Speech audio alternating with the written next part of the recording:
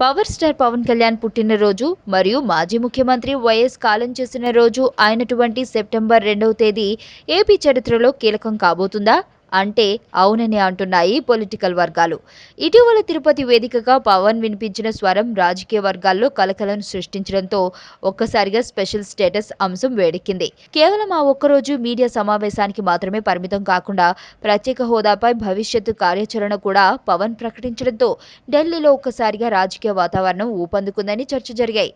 తాజాగా మంగళవారం నాడు కూడా వెంకయ్య నాయుడు, సుజనా చౌదరి, అమిత్ షా, అరుణ్ జైట్లీలు సమావేశమయ్యి స్పెషల్ స్టేటస్ పై మరియు విభజన చట్టంలో ఉన్న అంశాలపై చర్చలు జరిపారు.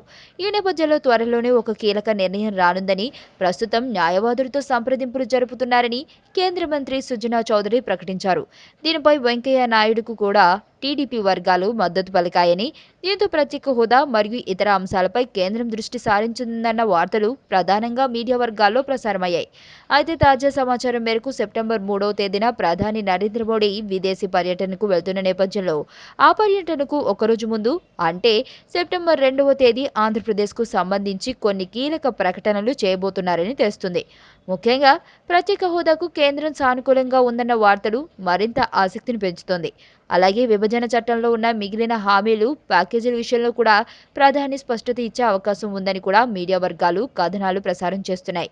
ఇప్పటి వరకు వేచి చూసే ధోరణిలో ఉన్న ఏపీ సర్కార్ ఇటీవల తీవ్రంగా స్పందించడం మరియు జనసేన అధినేత పవన్ కళ్యాణ్ ఒక్కసారిగా వేడిని రాజేయడంతో ఇక నాంచుడు ధోరణితో బీజేపీకే నష్టమని భావించడం వల్లనే రాజకీయ పరిణామాలు వేగంగా మారాయని రాజకీయ విశ్లేషకులు పేర్కొంటున్నారు.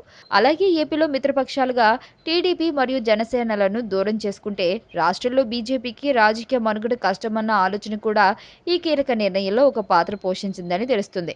అయితే గతంలో కూడా ఇలా కేంద్రం నుండి సానుకూల ప్రకటన వస్తుందని వేచి చూడడం, ఆ తర్వాత నిరాశ చెందడం ఏపీ ప్రజల వంతైంది. మరి ఈసారి ఏమవుతుందో చూడాలి. నేను ఆనంద్.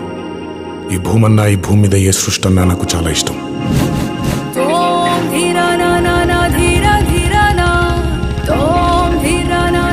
చెట్లు, మొక్కలు, గాలి, నీరు, వాటిని కాపాడుకోవటమే నా పని కూడా. It's a joggers park. 213 చెట్లు ముంబైకి చాలా ఆక్సిజన్ సప్లై చేస్తుంది.